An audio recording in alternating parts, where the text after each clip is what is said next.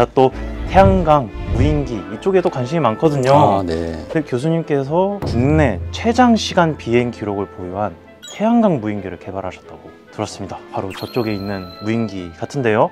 저희가 이제 한국항공대학교에서 이제 저랑 이제 배재성 교수님 둘이서 이렇게 태양광 무인기에 대한 연구를 지금 한 10년 정도 이렇게 수행을 하고 있고요. 여기에서 이제 저희 태양광 비행기를 준비를 하고 뭐 이렇게 조립을 하고 이런 공간이 되겠습니다. 요즘 이제 실험도 하고 하는 그런 무인 항공기고요. 태양광 무인 항공기니까 여기 보시는 것처럼 여기 날개 윗면에 한 80% 정도 태양 전지판이 이렇게 있어가지고선요, 해가 이제 잘 나는 그런 기간 동안에는 여기에서 이제 나오는 그 에너지로 전기 모터에 장착된 요 프로펠러를 돌리고요. 또 일부 이제 남은 에너지는 배터리에다가 그 에너지를 이제 충전을 하게 하고요. 그다음에 이제 뭐 구름이 끼거나 아니면은 야간에 비행할 때는 태양이 없기 때문에 배터리에 저장된 에너지로 이제 모터를 돌려서 또 밤에도 비행을 하고, 저희 비행기가 이제 최장 기록이 56시간 33분인가요? 네, 맞습니다. 예, 56시간 33분을 연속으로 비행을 한 그런 경험을 가지고 있습니다. 근데 그 56시간 33분이라는 기록이 세계적으로 굉장한 시간 아닙니까? 아,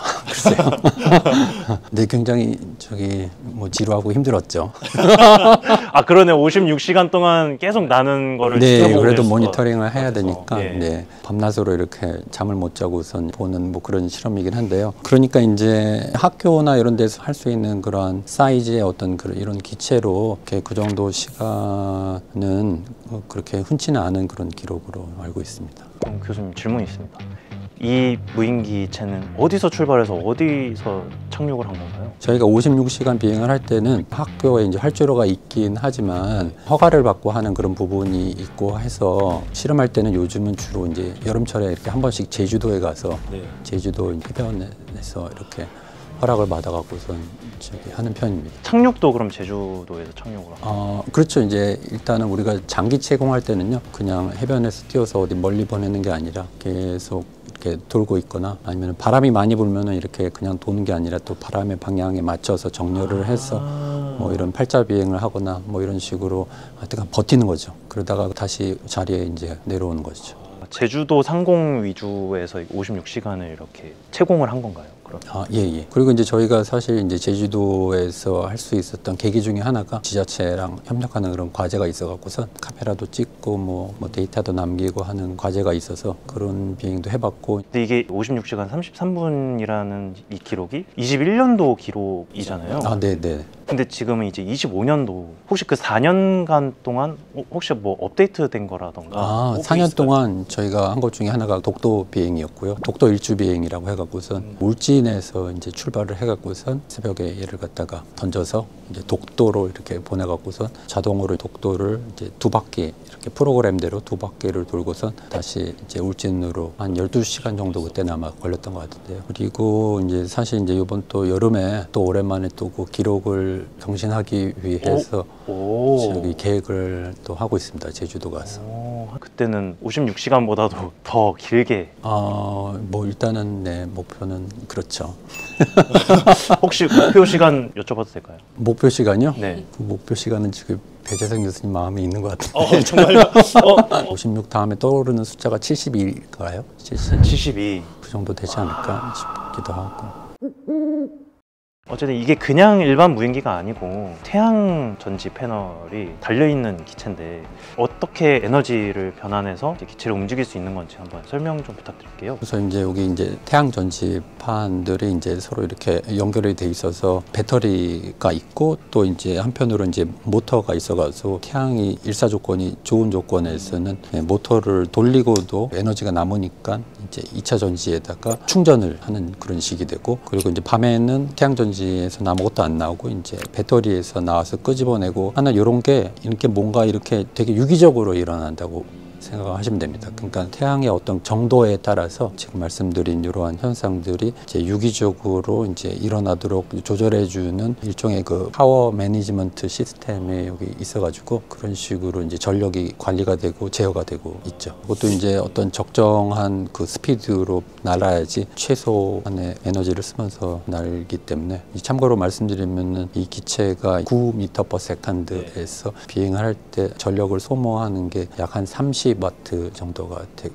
있거든요. 기본적으로 날 때 30W. 예. 그러면은 그 태양열을 에너지로 변환하는 요 조절하는 장치. 그리고 여기 업계에서는 그냥 MPPT라고 MPPT. 맥시멈 파워 포인트 트래커라고 해갖고선 우리가 아는 이 일반적인 이 배터리랑 달리 이 배터리는 우리가 대충 이제 나오는 이 볼티지가 정해져 있잖아요. 네. 이 배터리는 전격 전압이 1.5V 아니면 뭐 9V 뭐 이렇게 했는데 태양 전지판이라고 하는 이 전지는요 출력이 어떤 그 일사량 조건이나 뭐 주변의 온도나 이런 거에 따라서 이렇게 조금 딱 고정돼 있게 배터리처럼 좋게 나오는 게 아니라 조건들이 많으니까. 네. 어떨 때는 좀 낮은 볼트가 나오고 어떨 때는 높은 볼트가 나오고 그러다 보니까 이게 운용점이 이렇게 달라질 수 있잖아요. 그때 이제 운용점이 달라지는 것을 이제 좀 극복을 하기 위해서 맥시멈 파워 포인트, 파워를 최대로 하는 그 포인트를 이게 내부에서 이제 또 이렇게 전류랑 이런 거를 재갖고서 그 포인트를 찾아서 운용을 하는 뭐 그런 장치라고 할 수 있겠죠. 일종의 그거는 약간 비행 제어라기보다는 약간 전력 제어. 예. 그것도 직접 연구하신 건가요? 그거를 이제 저희가 이제 초기에는 외부 업체나 이런 데서 이렇게 나오는 그런 기성품이나 이렇게 쓰다가 그런 것들이 이제 저희 사양이랑 잘 안 맞아갖고선 연구실에서 이제 저 유능한 학생 중에 한 명이 이렇게 또 직접 자체 개발. 네, 자체 개발을 하는 김용래 학생이라고 있거든요. 김용래 학생. 예, 그 학생이 개발한 것을 지금 장착을 해서 지금은 사용을 하고 있습니다. 어떻게 보면은 56시간 동안 날게 해준 핵심 포인트 중에 하나. 굉장히 전력 제어가 굉장히 중요하죠. 네. 그걸 개발하신 뒤에 계시는데 아쉽습니다. 날개 길이가 4.2m. 이렇게까지 날개 길이가 긴 이유가 있을까요? 비행기에서 이 날개의 폭과 이 날개의 이 길이 비율을 갖다가 에스펙트 레이시오 또는 이제 날개의 세장비 뭐 이렇게 얘기를 하는데요. 그 세장비가 이렇게 긴 그런 비행기들이 효율이 좋습니다. 비행기에서 이제 발생하는 항력이 양력을 발생을 하면서 이제 비행기 이쪽 끝에서 이렇게 압력이 약간 높은 데서 이렇게 올라오는 이런 흐름 때문에 날개 뒷면에서부터 이렇게 공기가 약간 아래로 이렇게 내려가는 그런 흐름이 이제 비행기에선 생기는데요. 그것 때문에 이제 비행기의 이제 앞에 있는 공기도 이제 영향을 받아서 소위 얘기하는 이제 유도 항력이라고 하는 성분이 이제 생기게 되는데요. 근데 그 유도 항력이라고 하는 성분이 이제 이 세장비가 짜리몽땅하면은 크게 되고 길게 되면은 작게 되거든요. 어떤 효율을 중시하는 그런 비행기 같으면은 이제 이런 식으로 날개가 이렇게 폭에 비해서 긴 형태로 되기가 쉽죠. 근데 너무 길 수는 없는 게 이제 너무 길면은 이제 출렁출렁해질 수 있는 그런 위험이 있기 때문에 적당하게 이렇게 이제 잡을 수 있는 선에서 최대한 이제 길게. 그 비에 가장 최적화된 모양이라고 보면 되겠네요. 세장비. 그렇죠. 예.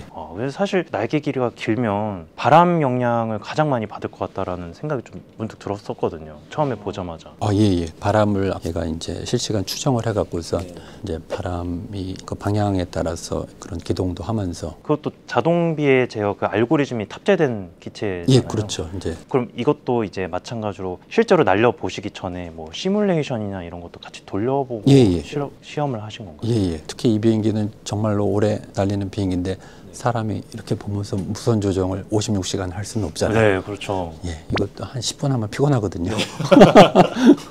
그래서 자동 비행이 꼭 필요하죠. 근데 시뮬레이션으로 실제 했었던 결과보다 더 오래 날았나요? 어떻습니까? 저희가 이제 이 태양 조건이나 뭐 이런 거를 가지고선 이제 비행 시뮬레이션과 같이 하는 그런 시뮬레이션을 사실 같이 수행을 하지는 않고요. 전력은 전력대로 따로 이렇게 계산을 해서 이런 태양 조건이면은 며칠을 날 수 있겠다 뭐 이런 계산은 하고 가죠. 근데 나중에 그것도 개발되면 좋을 것 같은데요. 저희가 사실 이제 예전에 조금 조금 연구를 하다가 별로 이렇게 잘 되는 것 같지 않아서 약간 접어놓은 것 중에 하나가 뭐 그런 거였거든요. 아, 종합적으로. 이제 태양의 그거를 제일 많이 받으면서도 바람도 그거를 해서 하는 뭐 그런 거. 왜냐하면 이 비행기라고 하는 게 이제 날 때 그 날개면에 대해서 이제 공기가 받음각이 있어야 되거든요. 그래서 이제 실제 날 때 이제 앞에가 약간 이제 들려서 이제 수평 비행을 하게 된단 말이에요. 그러면은 이 태양 전지판이 이제 약간 이제 뒤로 기울어지는 거죠. 예. 아, 그 각도에 따라서 예, 햇빛. 그러니까 그 각도에 따라서도 양이 달라지거든요. 그러니까 약간 이렇게 있을 때 해가 이쪽에 있는 것보다는 뒤에 있는 게 낫잖아요. 뭐 그런 성질을 갖다가 조금이라도 더 이용을 해보자. 뭐 그런 연구를 조금 수행을 한 적은 있었습니다. 네. 그리고 또 교수님 또 하나 질문이 있습니다. 교수님께서 개발하신 무인기 이전에 항우연에서 먼저 이제 태양광 무인기체를 시험을 했었잖아요. 그거랑 그 기체랑 이 기체랑의 어떤 차이가 있다면 어떤 차이가 있을까요? 항우연에서 이제 개발하고 있는 기체는 이제 스케일이 일단은 다르죠. 이것은 지금 날개 길이가 한 4.2m인데 항우연 기체는 제가 알기로 한 2, 30m 되는 걸로 알고 있거든요. 2, 30m요? 예, 예. 그 정도 스케일 차이가 예, 예. 그 정도 스케일이 차이가 나고요. 그 정도 돼야지 소위 얘기하는 그 성층권에 이제 도달할 수가 있거든요.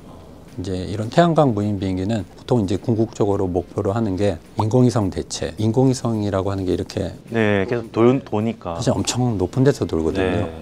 그래서 인공위성을 대체하려면은 어느 정도 이제 고도가 높은 곳에 올라가야 되는데, 근데 얘는 적절한 높이에서 이렇게 할 수 있고, 또 발사 비용을 이렇게 생각을 하면은 뭐 10분의 1, 뭐 이렇게 100분의 1 뭐 이렇게 되니까 큰 기관들에서 성층권에서 한 달 정도 이렇게 막 비행을 할 수 있는 비행기 크게 해갖고서 만드는 거를 목표로 하고 있고, 저희는 이제 학교 차원에서니까 스케일 작게 해갖고서 관련된 연구도 이렇게 수행을 하고 하면서 소소히 기록도 좀 만들어보고.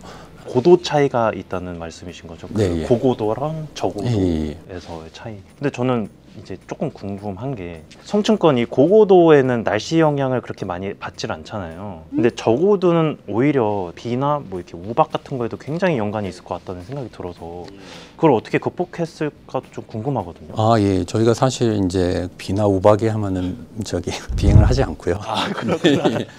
근데 이제 저희가 이제 장기 채공을 이렇게 실험을 하다 보면은 오늘은 이게 맑은 날에 갔는데 내일은 바람이 엄청 셀 수도 있고 막 그러거든요. 그래서 이제 저희 비행기는 이제 바람에 어느 정도 대처할 수 있는 그러한 노력들이 좀 심어져 있습니다. 그래서 어떤 게 있어요? 일단은 얘가 이제 그 비행 센서랑 컴퓨터 알고리즘을 이용을 해서 지금 현재 상태에서 이제 바람이 어느 방향에서 얼마나 세기로 부는지를 일단은 얘가 이렇게 막 실시간 계산을 하고요. 예를 들어서 이 비행기는 이제 주로 이제 대충 한 9나 10m/s로 비행을 하는데요. 바람이 세기가 뭐 2, 3 뭐 이렇게 되면 상관이 없는데 7, 8이 된다. 7, 8이 비행기 속도만큼 된다. 그러면은 얘가 이제 자동적으로 모드가 이렇게 바뀌어 갖고서요. 그냥 채공할 때는 이렇게 삥 이렇게 도는데 이제 바람이 이렇게 세게 이제 한쪽으로 이렇게 분다. 그러면은 그쪽을 바라보면서 이런 비행을 해요. 팔자 비행을. 요렇게. 그러니까 바람 오는 방향을 맞으면서 팔자. 팔자 비행을 이렇게 해서 이게 뒷바람을 맞으면요 비행기가 엄청 속도가 빨라지거든요. 그리고 이 뒷바람 맞으면서 이렇게 턴을 하려고 하면은 롤각을 깊게 해서 해야 되니까 이제 안전하게 날리기 위해서 이렇게 맞바람을 이렇게 보는 그러한 이 기동을 이렇게 수행을 하다가 바람이 더 세지잖아요. 한 10만큼 되면은 이 비행 속도랑 얘랑 딱 맞으니까 딱 호버링을 하고 있어요. 보기에. 우리가 이렇게 보면은 일단 멈춰 있을 보이는 거죠. 그리고 이제 10보다 더 커지면은 또 그거만큼 또 추력을 내 갖고서 버티는 거죠. 아, 버틴다고. 네, 예. 오래 비행을 하려면은 이제 중간중간 바람이 많이 불면은 그런 기능도 추가를 해서 생존할 수 있도록. 오. 근데 갑자기 바람이 정면에서 불다가 갑자기 뒤로 역풍이 불게 되면 그런 거는 순간적으로 대처는 자연계에서는 그렇게 그렇지 않습니다. 큰 바람이 갑자기 바뀌는 것은 잘 일어나진 않더라고요. 네, 좀 시간이 많이 지나야지 이렇게 바람도 바뀌고 이렇게 하지. 갑자기 이렇게 돌풍처럼. 아, 그렇구나. 네. 최대 풍속을 뭐 얼마나 견뎠다 뭐 이런 기록도 있나요? 저희가 그때 13, 4m/s에서도 견뎠던 기억이 있어요. 13에서 4. 네, m/s. 그 정도 바람 세기면 어느 정도죠? 체감상? 이제 이런 태양광 무인기도 실제로 이제 국방 쪽으로도 많이 뭐 도입하려고 하는 그런 시도도 좀 많이 보이는 것 같거든요. 혹시 이쪽으로는 조금 어떤 견해를 갖고 계신지. 아무래도 이제 떠 있을 수 있게 하는 거니까 이제 국방 쪽으로 이제 감시 정찰 네. 쪽으로 활용도가 있을 수 있겠죠. 그리고 이제 아까 말씀드린 것처럼 이제 민간 쪽으로는 그 인공위성을 이제 대체를 하는 그 인프라로 이렇게 쓰이면은 활용도가 굉장히 클 것 같고요. 나중에 이제 장기 채공도 하면서 진짜 실제로 임무 장비까지 또 탑재할 수 있는 수준의 이런 태양광 무인기가 발전이 되려면 태양광 에너지만으로는 좀 부족하지 않을까라는 우려도 조금 생각이 들거든요. 왜냐하면 추력이 조금 약할 수도 있겠다라는 생각이 들어서. 그렇죠. 예. 들거든요. 이제 비행기가 더 커져야 되겠죠. 더 커지고 네. 태양광 패널도 더 많이 붙이고. 지금 이 기체가 아까 말씀드린 것처럼 이게 날개 길이가 지금 4.2m나 되는데 4.몇 킬로밖에 안 되거든요. 일부러 가볍게 만드신. 가봐야지 일단은 오래 떠서 이제 기록을 킬 수 있으니까. 또 여쭙고 싶었던 거는 이제 태양광 무인기를 이렇게 눈앞에 보니까 저희가 뭐 지난번에 드론 쇼에도 다녀오고 이제 각종 다양한 무인기들을 봤는데 되게 넓게 태양광 패널을 붙인 무인기는 이렇게 좀 처음 보거든요. 여기서 조금 일종의 선구자로서 과연 영원히 날 수 있는 비행기를 만들 수 있을지. 뭐 영원까지는 아니더라도 아주 오래 길게 뭐 몇 달 정도 이렇게 날 수 있는 뭐 그런 저기 무인기는 가능하지 않을까. 세상에 영원한 건 없으니까. 잠깐 멋있는데 영원한 건 없다. 아, 네. 하지만 영원에 근접할 수는 네, 있다. 굉장히 오래 굉장히 날 오래. 수 있는 그런 비행기는 가능하겠죠.